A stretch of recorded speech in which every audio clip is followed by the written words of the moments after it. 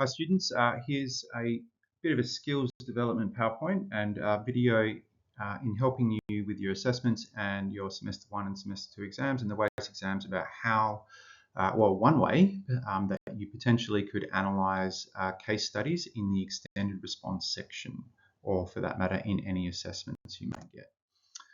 So some advice which generally is drawn from the examiner's report, which you can read each year for 2024. It hasn't quite been released yet, but by the time you're probably watching this video, it will. But if you look through the examiner's reports of BME over the last few years, there's pretty similar advice for students when tackling this section. So first of all, it is harder deliberately than the short answer section. This is where the examiner likes to really test your knowledge and also your application of that knowledge to particular case study questions. The average, as I said, for the extended response section is oftentimes a lot lower. Remembering that you have to choose 2 out of 3 responses in the exam, and hopefully the little thing that we do today in this video will help you with that choice. Some general advice: read carefully. Read carefully the questions. What you think may look easy on the surface, if you look into it in detail, the question being asked may actually be harder than you think. The biggest piece of advice that I can give you is to know your verbs. If you do not know what the word discuss means as opposed to the word outline, discuss is clearly a harder question in the Bloom's taxonomy hierarchy of questions. You will miss marks. So the examiner thinks carefully about what verbs are appropriate to the question, and they are expecting you, the student, to respond in the right way, thinking about the verb which is used. Even if the question does not specifically refer or ask you to refer back to the case study, do so anyway for all questions. Some other minor hints. Label each question carefully. So when marking exams, markers really want to keep it in a logical order. It is very difficult when you're under the pump with time restraints, as many markers have, to hunt around on different pages of your booklet to try and find the correct section. Ideally, you keep it in a logical order, labeled clearly to make it easier for the examiner to mark. Lastly, if the examiner or the marker cannot read your writing, then you may not get the full marks. Now, obviously, as Year 12 students, it may be difficult for you to fix that wholly, but just please try and consider how legible your writing is. Okay, so you may do this during your reading time, and obviously you're going to come back to it. So we're going to go through a little bit of a method which you might like to take on board in analysing the case study using some WACE exam questions to help. So this is from 2023, question 9. So if you are going to do this, you might want to pause the video and go onto the SCARSA website and grab a copy of the exam. Just this question. It is only 1 page, and either print it off or have it so you can actually highlight and do something with it. So if you're choosing to do that, I would pause the video and go and grab that now.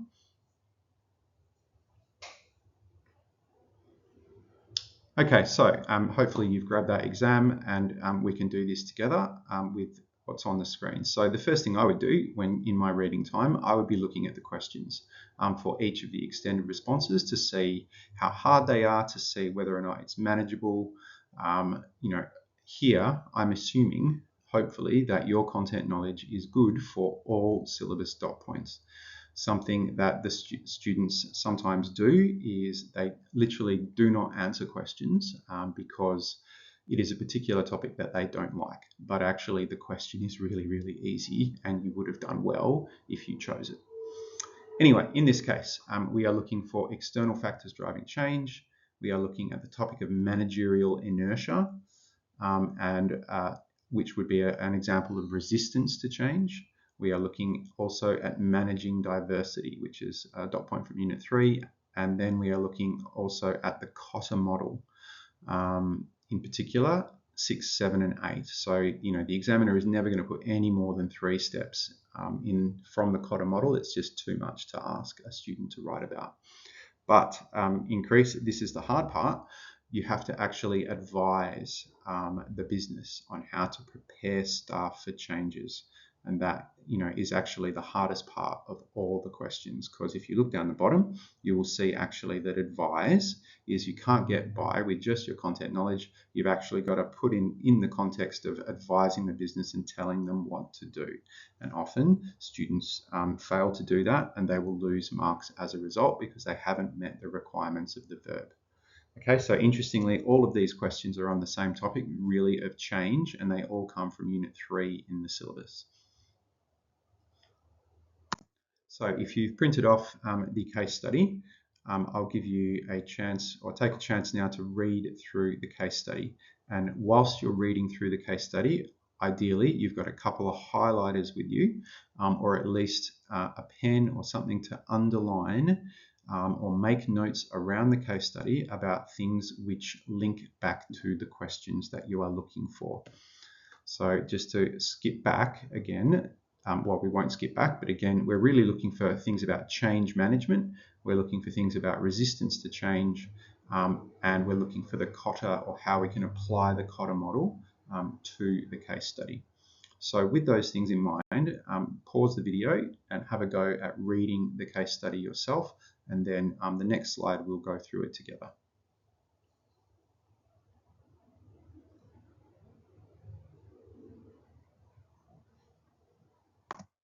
Okay, so you can see here I've used a range of different colors to sort of identify different aspects of the case study which are relevant to the questions. So it is important to note that this business obviously is in the industry of hotels. It is important to also know that it has been operating for a very long time, 25 years, and it has a substantial presence in Australia, as it says, 50,000 members to its loyalty program. However, it is looking to go overseas. So the last sentence of the first paragraph there is one reason why, one external factor driving change, in that international regulations and legislation have decreased between countries. So that's laws related to the operation of hotels in markets overseas. That is an external factor which has driven change for this business. So they've seen an increase in room bookings in the last 6 months because people now have the confidence to travel once again internationally. Again, that is another external factor driving change. So by this, the examiner means that post-COVID, people now have confidence to travel again. So that's 2 you could have referred to in the answer to external factors. Yeah, you could also say that the popularity of events post-COVID. Here they've mentioned Formula One Grand Prix and the Australian Open, but that would absolutely be happening in foreign destinations as well, is also driving change. But loosely, it's again that post-COVID, and this is a fact in reality, that post-COVID there has been a boom actually in international travel, and therefore the need for hotels. So the key change here is that the CEO of the company, Wendy, wants to increase memberships. And she believes that being an international global brand will aid the business because of the benefits of being a global brand, although that is not in the question. But she has chosen Singapore as the likely place to help the business expand its global membership. Of people from the Asia Pacific region. So she's not actually opening a hotel in Singapore. They're opening an office in Singapore to increase memberships and customer service for people in that market to travel to Australia to stay at their hotel. Cool. In opening the new office overseas, there's a range of different aspects of the business, including accounting, business development, etc., etc. So it does involve travel to Singapore 4 times a year to aid the local Singaporean population in running the business. The key thing for the future, another aspect to the change which is provided is that anyone from the business, no matter where you are in the hierarchy, can actually apply. So here's the quote again down the bottom there, is that managerial diversity, diversity, managing diversity in a business means that, people from all age groups, from all cultural backgrounds are really, really essential to providing a range of viewpoints. So that is where that green in the second paragraph down the bottom, that's the managerial managing diversity part. The pink section down the bottom there jumps out at you is resistance to change. So we've got several employees who are older and in existing managerial positions who feel a bit annoyed that this opportunity has been open to all. And they are also a bit uncertain or unhappy as whether or not the change to Singapore is actually the right thing to do. The last little bit in blue there is really an opportunity for you, understanding the case study and the clues in the case study to show the business how to implement the Cotter model successfully. So there you go, lots of clues in there, and potentially that is a good way to highlight and go through and pick them out to help you with your analysis and explanation of the questions.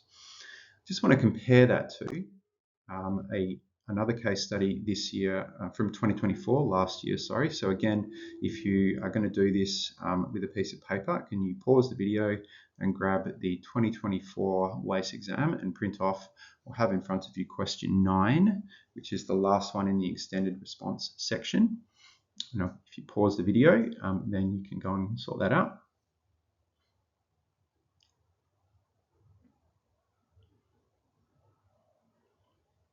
Okay, so welcome back. And this question was not very popular in the 2024 exam.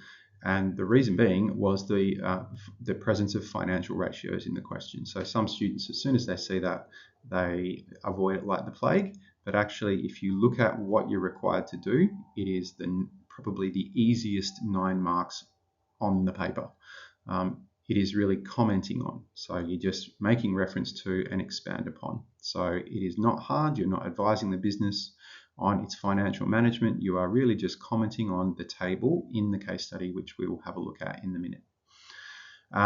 Question A is about environmental sustainability. It is a very easy question because basically anything related to that topic will fit.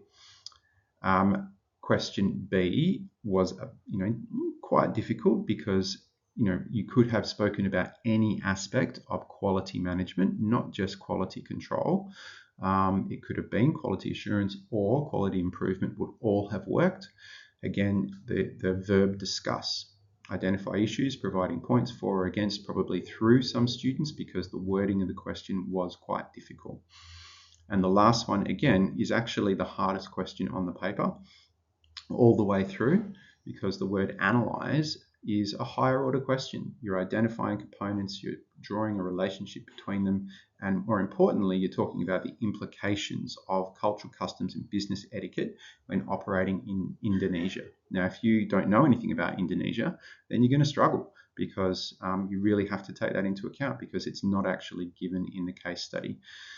So if you compare this one to the 2023 exam, you'll notice in the 2023 exam there was a 12-mark question. Here, 9 marks is the most, and that is for all the extended response. So there's been a bit of a shift in the thinking of the examiner, I think, here. Actually, I think the 2024 paper overall was a lot easier. If you had done your work, there's no reason why you could not have achieved a very, very good mark in 2024, because overall, I really think the questions on balance were easier. Having a 12-mark question is very difficult. You might miss something. There's, the wording of the question is different and is deliberately harder. So, it's interesting to see what might happen in 2025.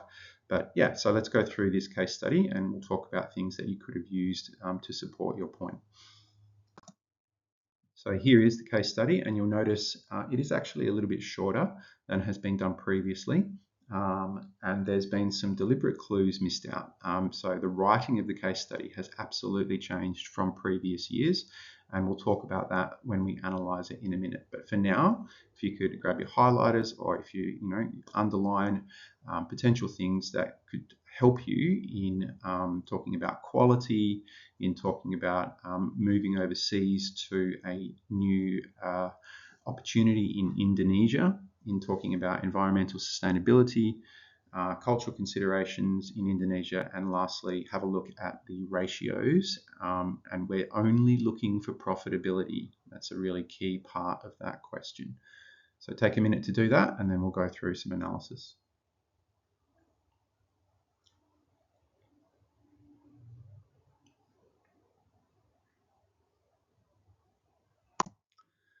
Okay, so this business is a Western Australian business which has been making specialised custom furniture for a number of years. It is unique. It is a high-end product with attention to detail and expert craftsmanship. So it's not IKEA. This is made with care. Not that I'm saying IKEA is not, but this business builds itself on the quality of its products. As it says there, it uses or pays attention to the latest quality management and production techniques to maintain its competitive edge. So again, this is not just about quality control for that quality question. This is actually more arguably about quality improvement and how quality improvement techniques can actually help the business maintain that competitive advantage. So, and you can see that's the green part there, which links to quality. So the business itself is popular and sells to Australia, both locally in Western Australia, but also in other major centres. It's also noticed that its popularity because of the quality of product is growing overseas. The business wishes to initially expand into Indonesia. And in blue there, you can see not only do they want to set up a manufacturing base, which potentially could be quite challenging, but also they wish to set up 2 stores in the country. So remember, for cultural considerations related to Indonesia, you have to include or consider both the actual manufacturing centre plus the stores and any cultural considerations that would relate to that. Obviously, with the production facility in Indonesia, you have to consider what would work for environmental sustainability in relation to that, maybe potentially as well as the store. But don't forget there are 2 aspects of production, so hopefully you'd refer to that when discussing sustainability. It's important to note that the business would like to maintain ethical practice in terms of not just environmental sustainability, but also the treatment of workers. And potentially you could link that in to the cultural considerations and how you would go about that. In terms of the ratios, again, the only 3 ratios which were important for you to discuss were the profit ratio, the return on owner's equity ratio, and the expense ratio. The examiner tried to trick you a little bit, well, not deliberately, but has included both the current ratio, which we know is liquidity, and the debt to equity ratio, which is stability, in the table. Most students figured that out, I think, and discussed the correct ratios, but it's important for you to make sure you read the table properly. And we can see in general that in this case, both profit and return on equity have increased from 2022 to 23. So you would need to say that, and you would need to also quote the percentage increase, as well as a bit of a description of what the ratios show. And most importantly, I think for the management of the business, the expense ratio has actually decreased. So again, I hope that helps you. Now, just comparing it to previous years, here's the change in 2024. In all the case studies in 2024, there's almost implied knowledge. So those obvious clues in the case study are no longer there. In this case, there's a brief mention of quality, but really that is then opening it up to you to talk about, something you have learned in class related to either quality assurance control or quality improvement, and then relate it back to the business. So to get 4 marks for that question, you could have written about all 3. Most students simply wrote about quality control, but I don't think that actually answers the question properly, because really, to get full marks, I would argue, if you're discussing a method of quality here, you've got to link it back to the case study, and you're maintaining a competitive edge. So that really is about, a theory of quality improvement like Kaizen or or benchmarking, or another one that you may have learned in class. And the other part which doesn't give you any clues is really Indonesia. So it would be beneficial for your revision if you learnt about some of the cultural considerations when operating through Asia, in particular Indonesia. So it is a Muslim country. It would have specific rules around cultural practices, both in the store and with the workers. And it does open up the opportunity for you to talk about how ethical practice could be conducted in a culturally sensitive way. So again, I hope that helps. This has been a very long 20-minute video. I hope you made it to the end. If you would like more help with each syllabus point, that's where you can subscribe and become a member. And there is a video for every syllabus point available. Great, thanks.